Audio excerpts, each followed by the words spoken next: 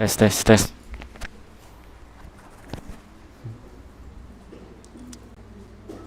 Tes 1 2 3.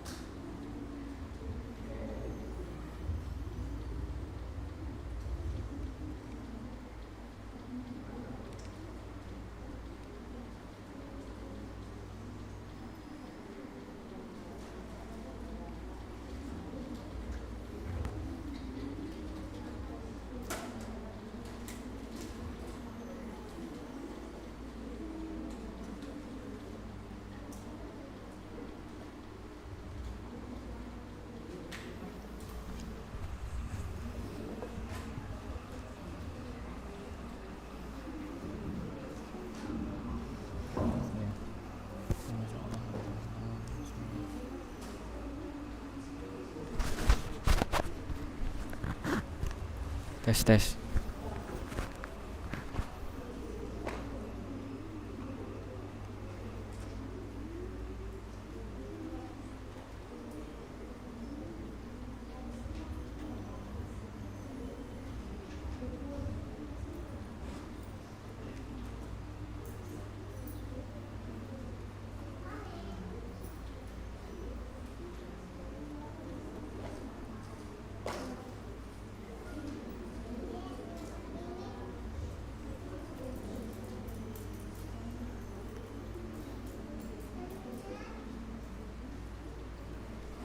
Tes tes tes tes.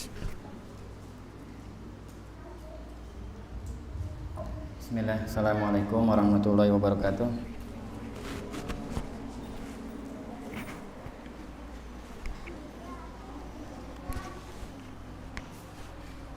Alhamdulillah, wassalatu wassalamu ala rasulillah Nabiyyina Muhammad ibn Abdillah wa ala alihi wa sahbihi wa man tabi'ahum bi ihsanin ila yaumil qiyamah, amma ba'du.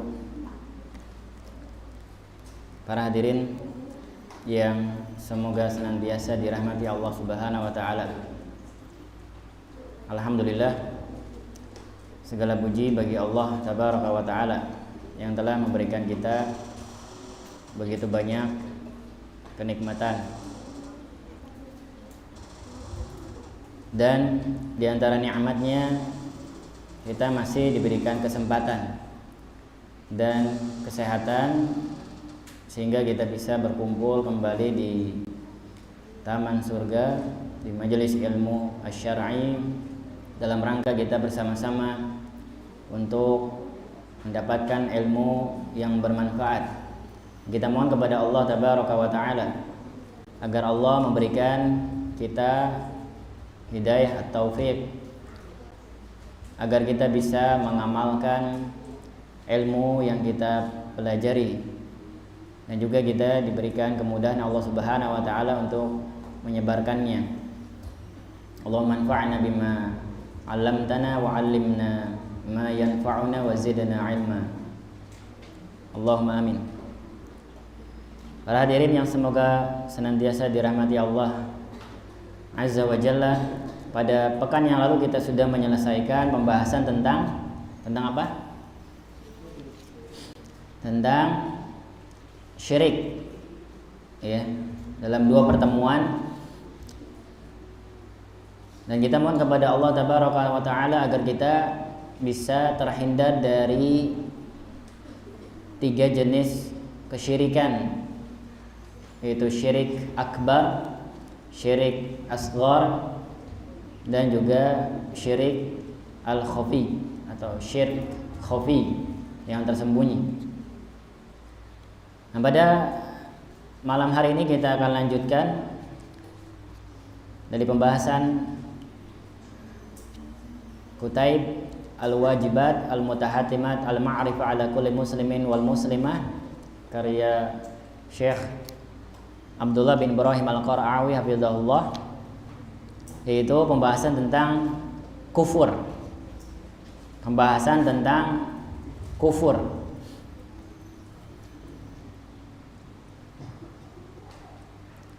Kufur adalah perbuatan, ya, yang mana seseorang itu mengingkari secara asal. Al-kufru itu maknanya kafara ay ghatta, menutup secara bahasa lughah.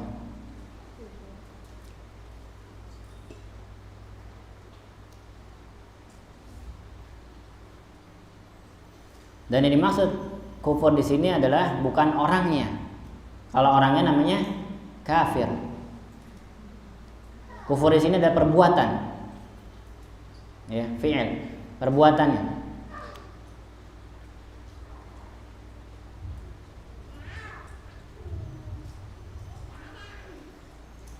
Perbuatan yang mengingkari. Mengingkari apa? Nah, di sini ada beberapa hal. Kita akan bahas. Mengingkari apa saja yang termasuk dari pembatal-pembatal keislaman, atau mengingkari hal-hal yang membuat dia itu keimanannya berkurang.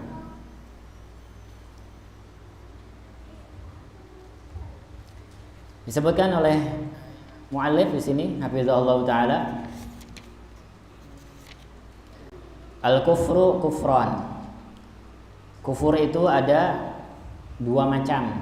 An-naw' al-awwal kufrun yukhriju 'anil millati wa huwa khamsatu anwa'in, yaitu kufur yang menyebabkan pelakunya keluar dari millah. Millah di sini maksudnya agama apa? Agama Islam. Dan kufur jenis ini dibagi menjadi berapa? Dibagi khamsatu anwa'in, yaitu ada 5. Nah, ini kita akan mengerti, ya, definisi dari kufur. Yang pertama yaitu an-naw' al-awwal kufrut takdzib. Kafir pendustaan, at-takdzib, pendustaan. Wad dalilu qauluhu ta'ala, dan pembagian ini didasari oleh firman Allah Subhanahu wa taala dalam surat Al-Ankabut ayat ke-68.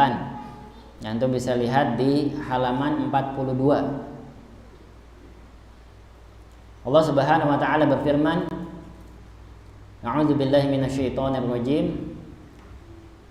Wa man azlamu mimman iftara 'ala Allahi kadziban aw kadzdzaba bil haqqi lamma jaa'ah. Alaysa fi jahannama maswal lil kafirin.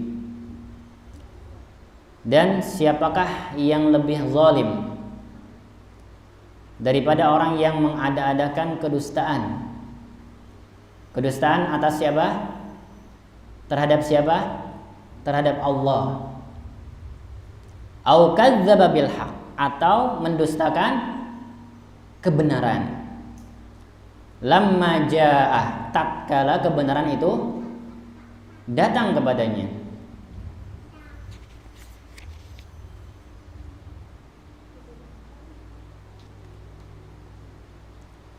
Kemudian Allah Subhanahu wa taala melanjutkan, alaysa fi jahannam maswal lil kafirin. Bukankah neraka jahanam itu tempat yang layak bagi siapa? orang-orang kafir. Ini jenis kufur yang pertama. Kalau di PDF yang terjemahannya ini disebutkan kafir ya.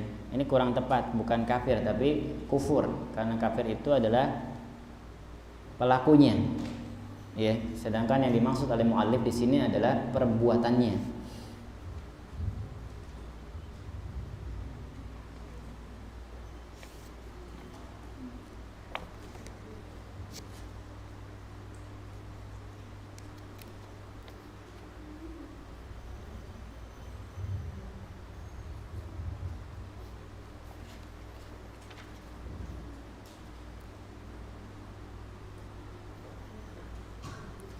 Contoh kekufuran terhadap kekufuran jenis ini, yaitu kufur takdzib, adalah Allah sebutkan dalam surat An-Naml ayat 14. Surat An-Naml ayat 14. Ini tidak ada di buku yang kecil ini ya. Ini ada di syarahnya. Yaitu kekufuran Fir'aun. Allah Subhanahu wa taala berfirman, wajahadu biha wastaiqanatha anfusuhum zulman wa 'uluwa. Dan mereka mengingkarinya.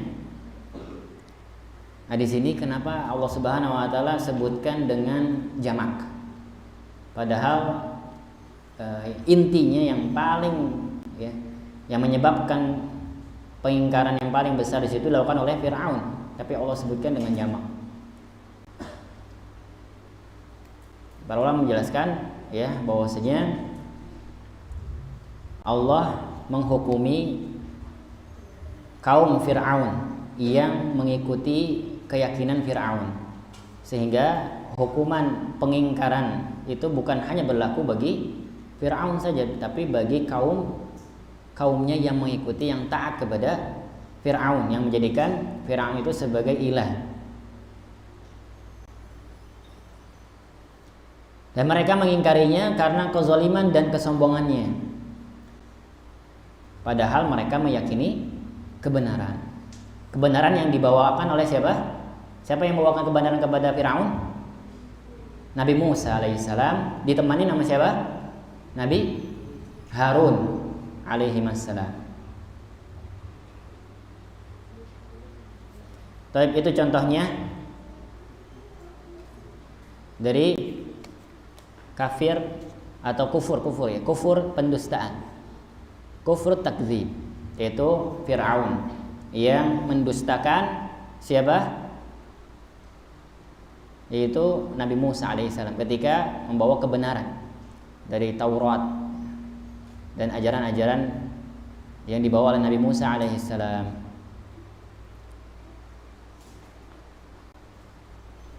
Baik. Kemudian an-naw ats-tsani, yaitu jenis yang kedua, kufrul iba wal istikbar ma'at tasdiq. Jenis yang kedua yaitu kafir iba. Apa itu iba? Enggan.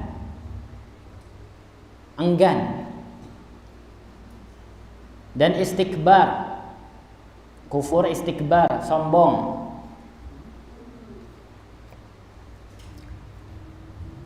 Tetapi masih membenarkannya. Kekufuran jenis kedua ini didasari oleh firman Allah Subhanahu wa taala dalam surat Al-Baqarah ayat ke-34. Allah Subhanahu wa taala berfirman, wa idz qulna lil malaikati isjudu li adama fasajadu illa iblis aba wastakbara wa kana minal kafirin. Ini sering kita dengar ya ayat ini, dan ini ayat di awal-awal surat Al-Baqarah. Allah Subhanahu wa taala berfirman, dan ingatlah ketika kami berfirman kepada para malaikat, sujudlah kalian kepada Adam. Mereka pun bersujud kecuali siapa? Iblis. Aba wastakbara. Iblis itu apa? Enggan dan sombong. Enggan dan sombong. wa kana minal kafirin, dan iblis akhirnya termasuk golongan orang-orang yang kafir. Kenapa? Enggan sujud kepada Adam, disertai sombong, tapi masih membenarkan apa? Membenarkan perintah dari Allah Subhanahu wa taala untuk sujud. Hanya saja iblis ini tidak mau, tidak nurut, tidak taat.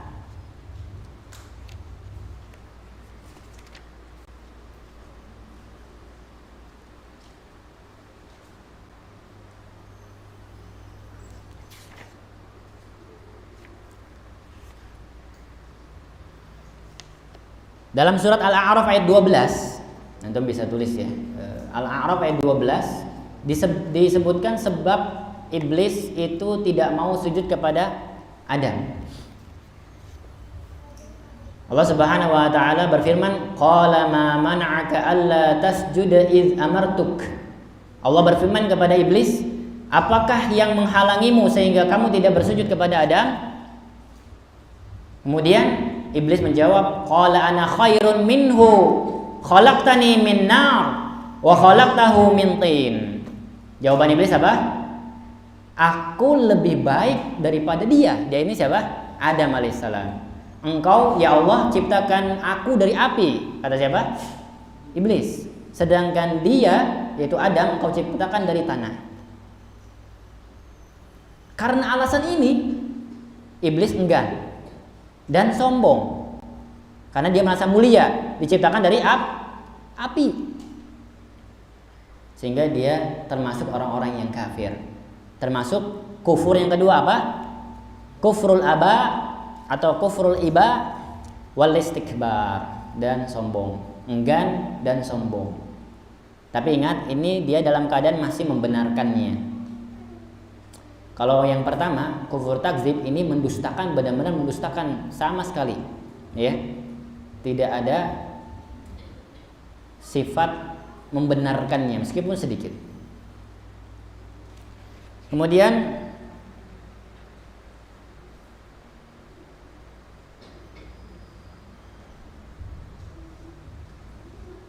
contoh lain dari kafir keengganan atau kafir iba, wastakbar, dan kesombongan adalah kekufuran Abu Thalib. Siapa Abu Thalib? Pamannya Nabi. Ini disebutkan oleh pensyarah ya dari kitab ini, Syekh Ibrahim bin Al-Syekh hafizahullah taala. Abu Thalib ya mengakui, membenarkan keberadaan Nabi, tapi dia enggan untuk masuk ke dalam agama Islam dan tetap mengikuti agama nenek moyang mereka. Baik, wallahu a'lam. Kemudian jenis yang ketiga dari kekufuran,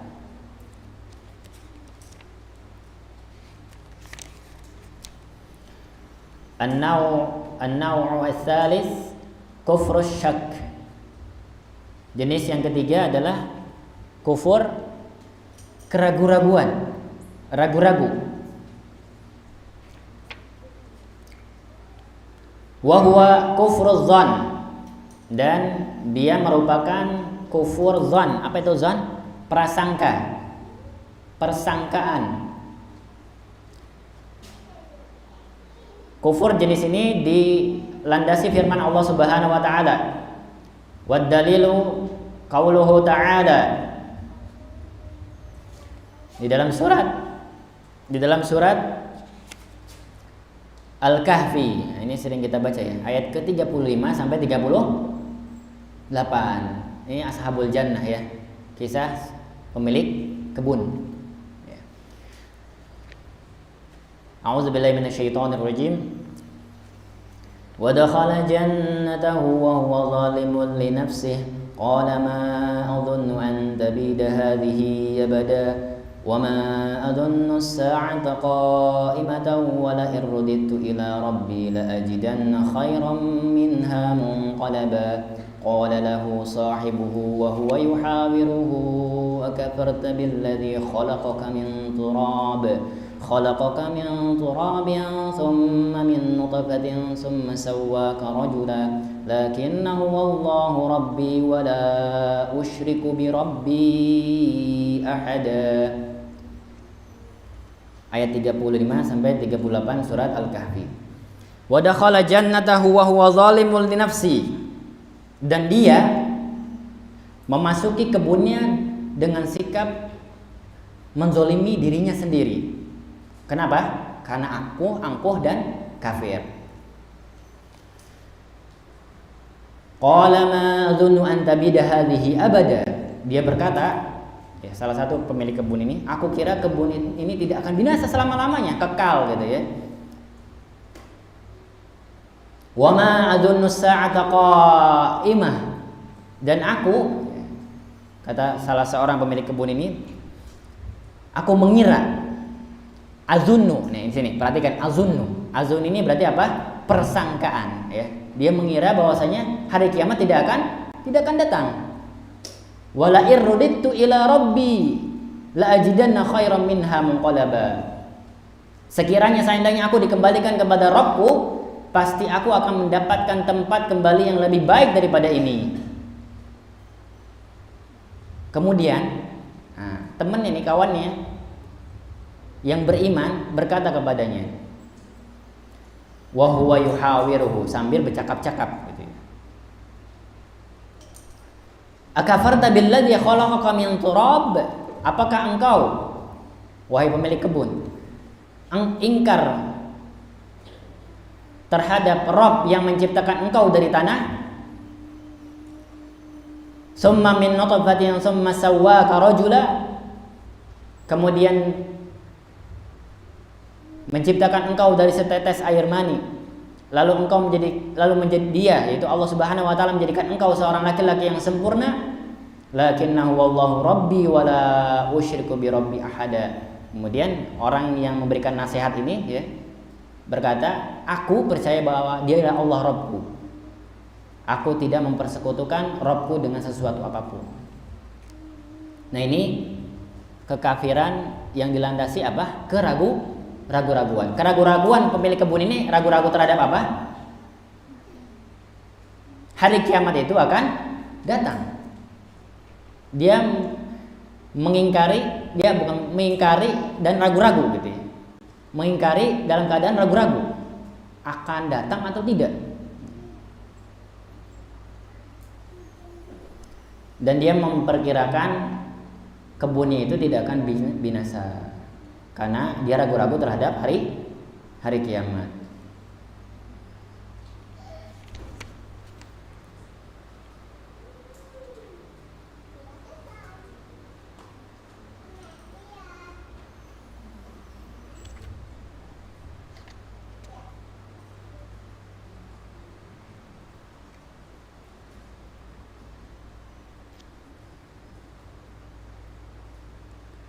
Yang menjadi syahid, artinya yang menjadi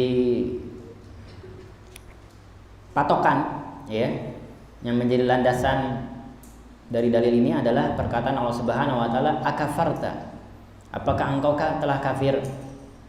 Allah menjadikan kafir karena prasangka buruk terhadap hari kiamat yang termasuk bagian dari agama. Dan iman kepada hari kiamat rukun iman yang keberapa? Rukun iman yang kelima, yang tidak sah keimanan seseorang kalau dia mendustakan hari kiamat. Nasallallahu alaihi wasallam. Baik, ini contoh dari kafir yang dilandasi, ya, keraguan-raguan, syak, prasangka. Kemudian kita lanjutkan an-naw'u ar-rabi', jenis yang keempat dari kekufuran.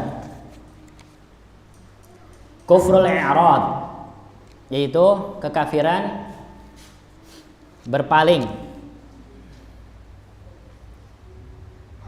Kekufuran berpaling.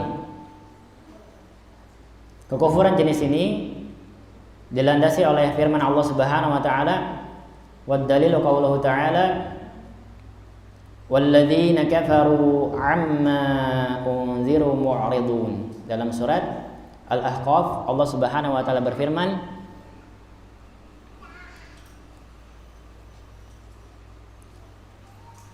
dan orang-orang yang kafir berpaling dari apa yang diperingatkan kepada mereka. Ini ayat ini dipotong. Awalnya ayat dari ini Allah Subhanahu wa taala berfirman, ma khalaqnas samawati wal arda wa ma bainahuma illa bil haqqi wa ajalin musamma.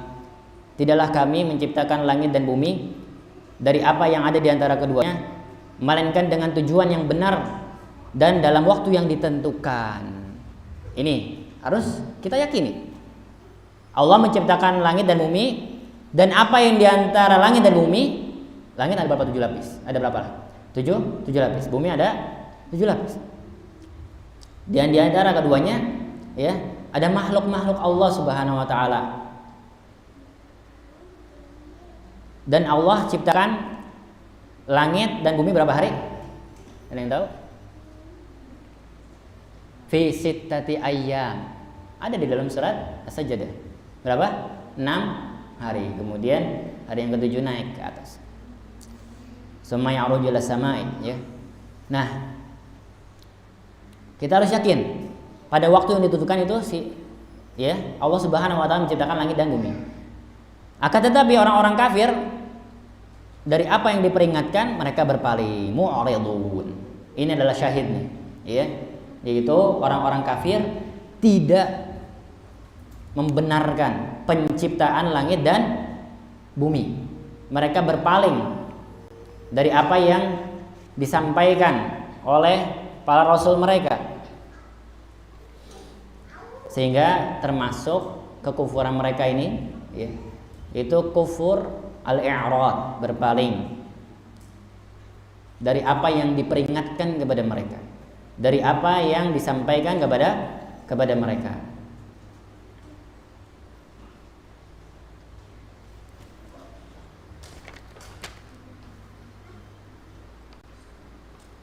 Mengenai jenis kufur keempat ini telah diberikan pembahasan yang sama dengan pembahasan pembatal keislaman yang ke-10. Nanti antum murajaah lagi, ya. Pembatal keislaman yang ke-10. Yang dimaksudkan di sini adalah penolakan secara menyeluruh, yaitu menolak dengan pendengaran, hati, amalnya terhadap rasul-rasul Allah, dan tidak mau mendengar, menerima sama sekali apa yang dibawa oleh rasul.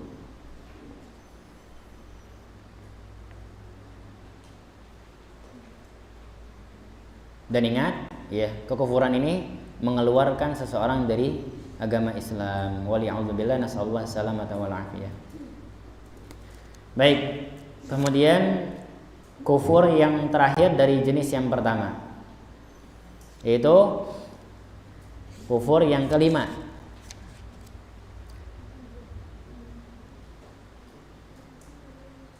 an-naw' al-khamis, kufrun nifaq, yaitu kufur munafik, kufur kemunafikan. Kufur ini dilandasi oleh firman Allah Subhanahu wa taala dalam surat Al-Munafiqun. Allah Subhanahu wa taala berfirman, "Dzalika bi annahum amanu tsumma kafaru fatubi'a 'ala qulubihim fahum la yafqahun." Yang demikian itu karena sesungguhnya mereka telah beriman, kemudian menjadi kafir lagi, lalu hati mereka dikunci mati oleh siapa? Oleh Allah Subhanahu wa taala. Karena itu mereka tidak dapat la yafqahun, tidak mengerti, tidak paham, karena dikunci oleh Allah Subhanahu wa taala. Kenapa? Karena mereka beriman lalu kafir, ya.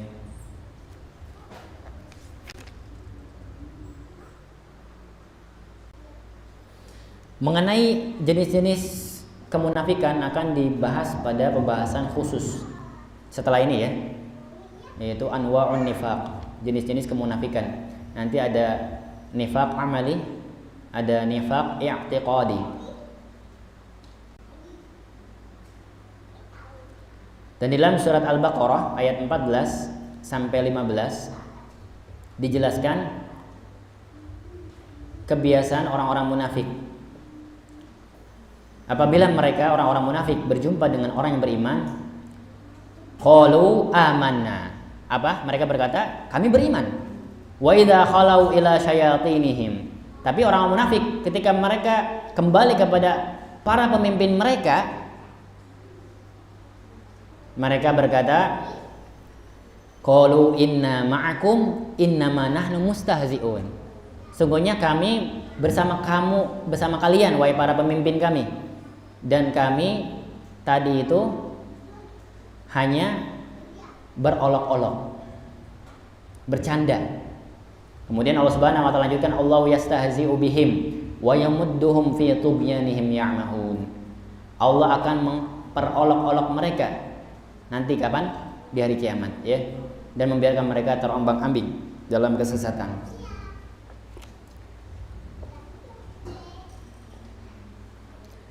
Dan membiarkan mereka terombang-ambing dalam kesesatan ini di dunia.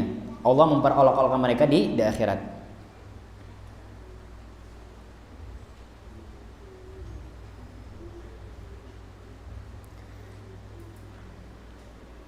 Baik, berarti ada 5 ya. Nanti kita simpulkan. Kita lanjutkan dulu. Kufur yang kedua yang tidak mengeluarkan pelakunya dari Islam.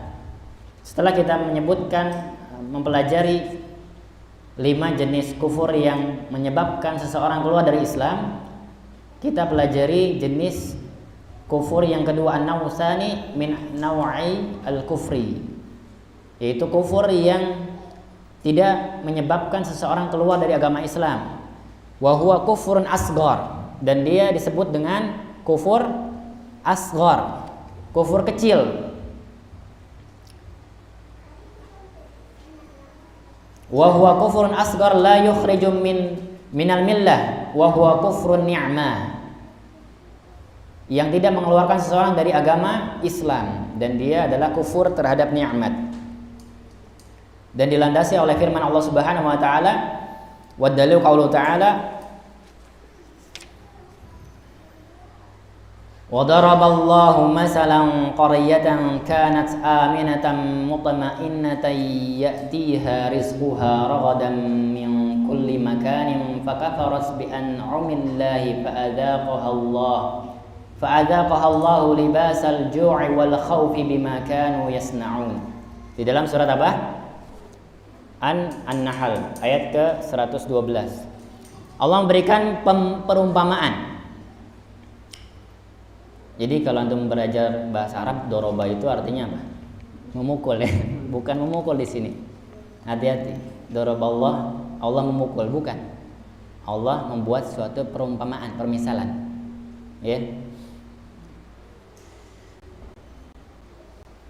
Qaryah kanat aminah, sebuah negeri, sebuah desa yang dahulunya aman, tentram, mutmainnah, tenang gitu. Ya'tiha rizquha ragadan min kulli makan. Didatangkan oleh Allah Subhanahu wa taala rezeki, nikmat yang datang dengan melimpah ruah. Min kulli makan, dari setiap tempat. Kemudian kaum tersebut apa? Fakafarat, ingkar, kafir bi an'amillah, terhadap nikmat-nikmat tersebut yang Allah berikan kepada mereka. Fa'adzaqaha Allah, karena itu Allah memberikan azab itu, ya, siksaan kepada mereka. Apa? Libasal ju', pakaian kelaparan. Wal khauf, dan ketakutan. Artinya mereka, libasal khauf ini apa? Mereka senantiasa diliputi perasaan ketakutan dan dalam keadaan kelaparan terus menerus. Bima kanu yasnaun. Kenapa Allah timpakan azab tersebut? Karena mereka ingkar, ya, terhadap apa? Nikmat-nikmat Allah. Tidak mengakui bahwasanya nikmat tersebut datang dari siapa? Dari Allah tabaraka wa ta'ala.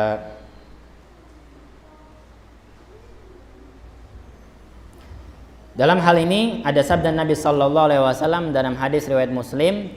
Nabi kita yang mulia sallallahu alaihi wasallam bersabda, "Isnatani fin nasi huma bihim kufrun." Dua golongan manusia yang di dalamnya itu termasuk dalam kekufuran. At-ta'nu fin nasab, mencela nasab. Wan niyahatu 'alal mayyit, dan meratapi mayit. Ini dua contoh yang disebutkan Nabi SAW, mencela nasab dan meratapi mayit, termasuk apa? Kufur yang asghar. Di sini para ulama menjelaskan, kalau dengan sighah, dengan bentuk isim nakirah, antum tahu isim nakirah? Isim yang tidak ada alif lam, ya, yang diakhiri dengan tanwin. Kalau isim ma'rifah biasanya maknanya khusus, ya. Kalau dilafatkan dengan lafadz nakirah, kufrun tanpa alif lam, maka dia masuk kepada kufur asghar, ya. Ini tambahan maklumat saja. Kalau dengan alif lam, maka dia termasuk kufur yang besar.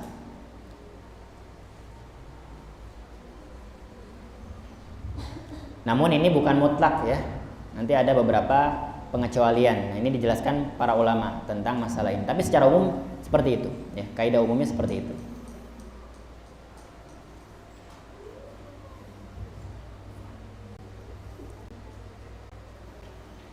Contoh lain kekufuran kecil apa? Meninggalkan sholat.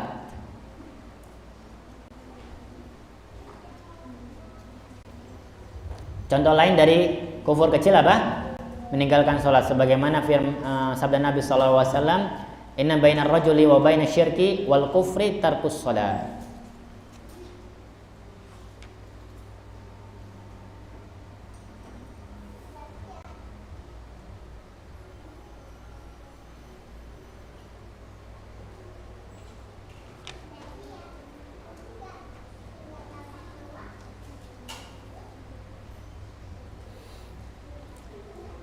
Kita simpulkan dari apa yang kita kaji pada malam hari ini, kita belajar dua jenis kufur secara garis besar. Kufur apa? Akbar, ya, kufur yang besar yang menyebabkan seseorang keluar dari agama Islam. Yang kedua, kufur asghar, kufur yang kecil yang tidak menyebabkan seorang dari agama Islam. Yang gampang dulu, ya, kufur asghar, yaitu kufur terhadap nikmat-nikmat Allah. Dan dicontohkan oleh pensyarah di sini, selain kufur terhadap nikmat-nikmat Allah, yaitu kufur terhadap apa? Contoh lainnya adalah yaitu mencela nasab, mencela nama bapak, mencela nama kakek, ya, mencela nasab, meratapi mayit.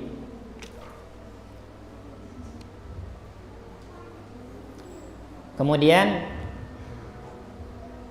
meninggalkan sholat, tapi ini ada khilaf dari para ulama, ya. Ternyata di sini ada yang menyebabkan kufur besar, ada yang menyebutkan, menggolongkan bahwasanya meninggalkan sholat ini adalah termasuk kufur yang besar, mengeluarkan seorang dari Islam kalau dia melakukannya dengan sengaja, bukan karena malas. Karena malas. Kalau dia meyakini kalau dia meninggalkan dengan sengaja, maka para ulama ijma, sepakat, ya. Tapi kalau dia malas, para ulama berbeda pendapat apakah dikafirkan ataukah tidak, dan apakah termasuk kufur yang besar atau kufur yang kecil. Wallahu a'lam. Yang sepakat adalah mencela nasab, meratapi mayit. Kemudian pembagian kufur besar akbar itu ada 5. Apa saja? Yang pertama, kufur takzib, ya, pendustaan. Kemudian yang kedua, kufur iba, enggan, ya, kesombongan. Yang ketiga, kufur terhadap kufur keraguan-raguan, ya, kufur syak. Kemudian yang keempat, kufur al-i'rad, penolakan. Yang kelima, kufur an-nifaq. Yang kelima ini nanti akan dibahas, ya. pada poin yang pembahasan berikutnya insyaallah taala. Nanti contoh-contohnya sudah disebutkan, ya mudah-mudahan Allah Subhanahu wa taala melindungi kita semuanya dari jenis-jenis kekufuran baik yang besar maupun yang kecil.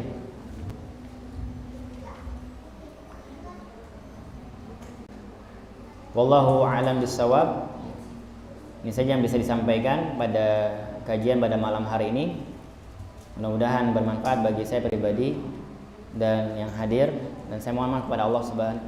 Saya mohon maaf kepada antum sekalian, dan juga saya minta ampun kepada Allah Subhanahu wa taala atas segala kekurangan atau kekhilafan yang ada pada kajian yang diselenggarakan pada malam hari ini, itu dari saya pribadi atau dari syaitan, dan adapun yang benar itu dari Allah Subhanahu wa taala, hidayah taufik dan karunia dari Allah Subhanahu wa taala. Wallahu a'lam bishawab. Shallallahu alaihi Muhammad walhamdulillahirabbil alamin. Mungkin azan dulu ya, baru nanti sesi tanya jawab.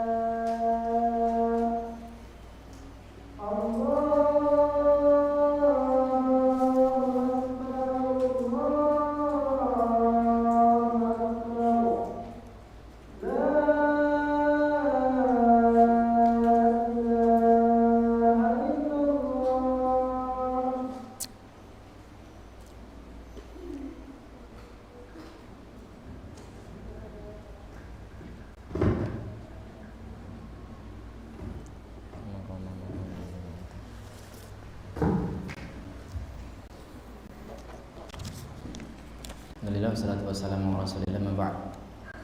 Assalamualaikum warahmatullahi wabarakatuh. Izin bertanya. Ini pertanyaan yang belum terjawab ya pada 2 pekan atau 3 pekan yang lalu. Mengapa kita harus bermanhaj salaf? Nah, ini panjang ya.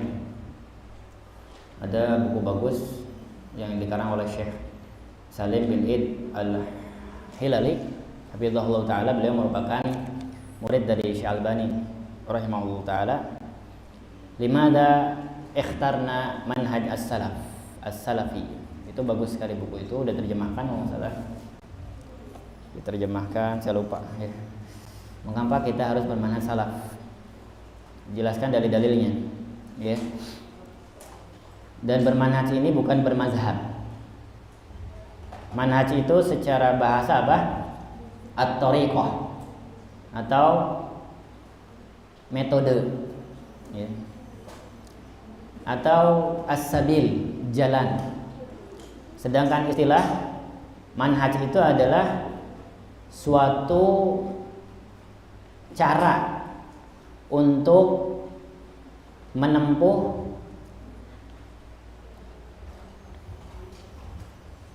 jalan atau metode.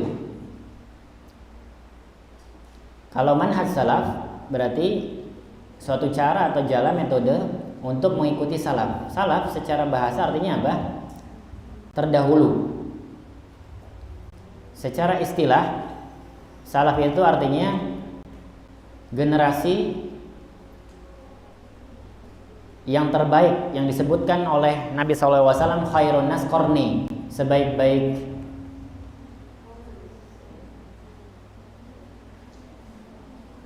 manusia adalah pada zamanku. Tsummal ladzina yalunahum, kemudian setelahnya yaitu tabi'in dan tabi'ut tabi'in. Jadi manhaj salaf ini kembalinya kepada siapa? Kepada Rasulullah SAW dan kepada para sahabat. Nabi SAW bersabda kepada anaknya yang perempuan yang menikah dengan Ali bin Abi Thalib, siapa?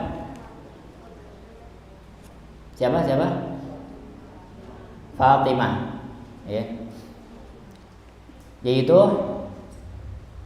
ni'mas salafu ana laki, sebaik-baik salaf pendahulu bagimu adalah aku. Yaitu siapa? Nabi Muhammad SAW. Jadi kata salaf bukan kata yang baru yang diucapkan, tapi sudah sejak dulu. Dan salaf itu artinya metode, salaf itu secara istilah artinya generasi yang kembali kepada sahabat, tabi'in dan tabi'ut tabi'in, yang dikatakan oleh Nabi SAW dalam hadis riwayat Muslim bahwasanya sebaik-baik generasi. Dan kita ya harus mengikuti manhaj salaf itu karena ya dalam rangka untuk mengikuti jalannya orang-orang yang beriman yang Allah Subhanahu wa taala sebutkan dalam surat An-Nisa, wa may yushaqiqir rasul min ba'di ma tabayyana lahul huda wa yattabi' ghayra sabilil mu'minin. Dan barang siapa yang menentang Rasul setelah datang petunjuk kepada mereka dan mengikuti selain jalannya orang-orang yang beriman, yaitu orang-orang yang beriman di sini tafsirnya adalah para sahabat. Jadi Allah Subhanahu wa taala secara tidak langsung telah memberikan qarinah, petunjuk agar kita mengikuti jalannya para sahabat, jalannya salafus saleh. Dan alasan yang akal, ya, dalil akli yang paling kuat adalah muridnya Nabi SAW siapa? Para sahabat. Maka yang paling paham tentang ajaran yang disampaikan Nabi SAW siapa? Para sahabat. Karena para sahabat menyaksikan langsung turunnya wahyu, menyaksikan Nabi SAW sholat, menyaksikan Nabi SAW puasa, haji dan lain-lainnya ibadah, semuanya disaksikan oleh para sahabat. Dan ada yang menyaksikan seluruhnya, ada yang sebagiannya, ya. Sehingga para sahabat adalah orang-orang yang benar. Dan seandainya seorang sahabat meriwayatkan hadis Nabi SAW, itu wajib para ulama bersepakat ijma bahwasanya dalil yang disampaikan hadis oleh satu orang sahabat itu harus diterima. Ini panjang ya pembahasannya. Silakan browsing ya terkait manhaj salaf dan mengapa harus mengikuti manhaj salaf. Tadi kalau saya lupa penerbitnya ya, ada buku bagus mengapa harus memilih manhaj salaf karya Syekh Salim bin Eid Al-Hilali hafizahullah taala. Mengapa harus memilih sekolah sunnah yang bermanhaj salaf? Ya terkait dengan tadi jawaban yang awal ya. Karena sebenarnya klaim sekolah sunnah ini berat ya. Karena membawa lafaz sunnah salaf ini berat ya. Jadi setiap orang bisa mengklaim dia itu salafi. Setiap sekolah bisa mengklaim sekolah itu sunnah. tapi belum tentu 100% sesuai dengan sunnah. Ya. Tapi bukan berarti kita, dan para ulama menjelaskan bukan berarti ya kita tidak menisbatkan diri kita ya, atau sekolah-sekolah tidak menisbatkan diri dengan sunnah. Supaya kata Syekh Al-Albani menjelaskan boleh saja seorang supaya tafriq, membedakan antara orang yang salaf dengan yang bukan salaf. Tapi ingat sekali lagi, salaf ini bukan golongan, salaf ini bukan mazhab. Salaf ini cara, metode, manhaj, cara beragama, mengikuti agamanya Nabi SAW, para sahabat, berdalil dengan dalil yang sahih, mengikuti pemahaman yang benar, bukan berdasarkan pemahaman tertentu yang kembali kepada tokoh-tokoh tertentu. Buku-buku agama yang ditulis yang tidak bermanhaj salaf dalam masalah agama disaring. Kalau masalah tajwid boleh, mutlak boleh. Dalam ilmu-ilmu cabang bahasa Arab, tajwid sebagian ulama memperbolehkan, tapi berhati-hati karena khawatir ya disebutkan contoh-contoh dalam buku misalkan mulakhas ya, itu ada contoh yang berbau kesyirikan. Saya lupa ya, kalau nggak salah terkait matahari. Kemudian dalam masalah tajwid juga ada beberapa penulis yang membawakan contoh, karena penulis-penulis tajwid itu kebanyakan manhajnya sufi ya. Mazhabnya sufi, terbawa kepada aliran kelompok sufi. Ahli qiraat itu kebanyakan sufi. Kalau ada pengarang yang bermanhaj salaf, mengarang tajwid dan bahasa itu lebih baik. Buku penerbit apa saja yang bermanhaj salaf ini banyak ya. Salah satunya pustaka Imam Syafi'i, Darul Haq, Darul Falah, dan pustaka-pustaka mungkin yang lainnya bisa tanya kepada teman-teman ya, atau kepada orang tua siswa yang sudah mengetahui. Wallahu a'lam. Apabila kufur yang disebutkan tadi termasuk apakah kufur yang disebutkan tadi termasuk apabila kita tidak yakin dengan takdir kita, baik itu baik yang buruk? Iya, bisa masuk. Masuknya di situ ya tadi ya, kalau kafir secara keseluruhan apa? Kufrul al-i'rad ya, berpaling. Atau bisa masuk kepada kufru at-takdzib, mendustakan takdir. Di sini ada tadakhul ya, ada masuk. Contoh-contoh seperti itu. Kalau dia ragu-ragu, jadi maksudnya apa? Kufru asyak. Jadi tergantung keyakinan kekufurannya. Kalau prasangka berarti masuk ke kufur syak, ragu-ragu. Ini benar apa enggak? Kita harus yakin dengan keyakinannya takdir itu, dan ini masalah berat ya. Nah, masalah akidah, masalah takdir ini masalah berat luar biasa. Kita sudah ditakdirkan takdir kita, saya di sini, antum lagi hadir di sini. Ini semuanya sudah ditakdirkan oleh Allah kapan? Kapan? 50.000 tahun sebelum Allah ciptakan langit dan bumi, sebuah kitab di Lauhul Mahfuz. Bahkan doa yang kita panjatkan, yang kata Nabi SAW itu bisa merubah takdir ya. Dalam satu riwayat Nabi sebutkan demikian, doa itu termasuk bagian dari takdir yang tidak berubah. Jadi seseorang itu berdoa itu karena takdir. Paham itu? Nah, ini juga berat ketika Nabi SAW ditanya, kalau begitu buat apa kita beramal? Dalam hadis riwayat Bukhari dan Muslim, Nabi SAW ditanya para sahabat, kalau begitu buat apa kita beramal? Tempat duduk kita di neraka atau surga sudah ditentukan. Semua perbuatan sudah. Jawaban Nabi apa? I'malu. Tapi sebelumnya ada jawaban lagi. Sebentar. Nah, kata para sahabat itu, kalau begitu kita pasrah saja. Kemudian kata Nabi apa? La. Ya, tidak. I'malu. Tapi beramallah. Fakullun muyassarun lima khuliqa lahu, dan seorang itu akan dimudahkan sebagaimana apa yang dia sudah ditetapkan. Udah, sami'na wa ata'na, kita tunduk taat patuh ya. Kita jalani hidup kita dan kita berusaha ya meyakini bahwasanya ya, semuanya sudah ditakdirkan Allah Subhanahu wa taala, tapi kita punya masyiah, kehendak. Yang kita bisa menentukan diri kita itu selamat atau binasa. Tidak usah panjang kali lebar, karena syubhatnya Qadariyah, Jabariyah, Mu'tazilah, Maturidiyah, Kullabiyah itu kalau antum baca itu subhannya luar biasa. Ya. Subhannya luar biasa. Semoga Allah Subhanahu wa taala melindungi kita dari pengingkaran terhadap takdir Allah. Apakah meratapi mayit orang tua saat mereka tiada termasuk kufur? Tadi disebutkan termasuk tidak? Termasuk kufur yang apa? Kecil, asghar.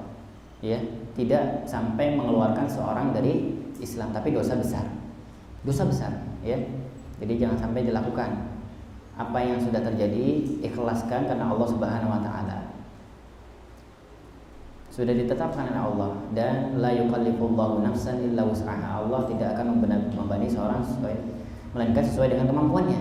Kalau orang tua kita meninggal padahal kita belum lulus gitu, masih muda, masih kecil, kita pasti yakin Allah akan memberikan kita kemampuan untuk menghadapi musibah tersebut. Dan sabar, ya.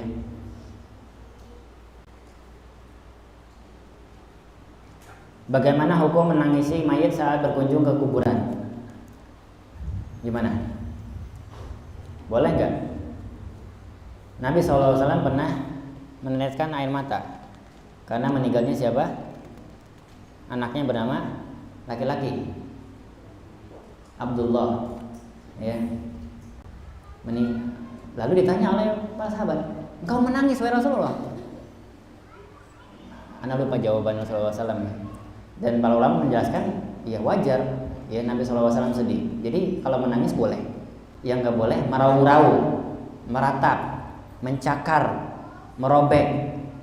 Itu namanya niyahah, meratapi. Tapi kalau sekedar menangis karena sedih, wajar, itu boleh. Tapi kalau sampai histeris, ya, merobek, mencakar ini dan lain-lain, maka ini termasuk niyahah, dosa besar, tidak boleh. Kalau sekedar menangis sedih boleh. Wallahu a'lam bishawab. Wassallallahu ala nabiyina Muhammad wa akhiru da'wana alhamdulillahirabbil alamin. Rabbi zidna ilma warzuqna fahma. Rabbana atina fid dunya hasanah wa fil akhirati hasanah wa qina adzabannar. Allahumma adkhilna jannah wa 'idna min adzabil nar wa min adzabil qabr. Allahumma adkhilna jannah wa 'idna min adzabin wa min adzabil qabr. Allahumma adkhilna jannah wa 'idna min adzabin wa min adzabil qabr. Kita tutup dengan subhanaka Allahumma wa bihamdika asyhadu an la ilaha illa anta astaghfiruka wa atubu ilaik. Assalamualaikum warahmatullahi wabarakatuh.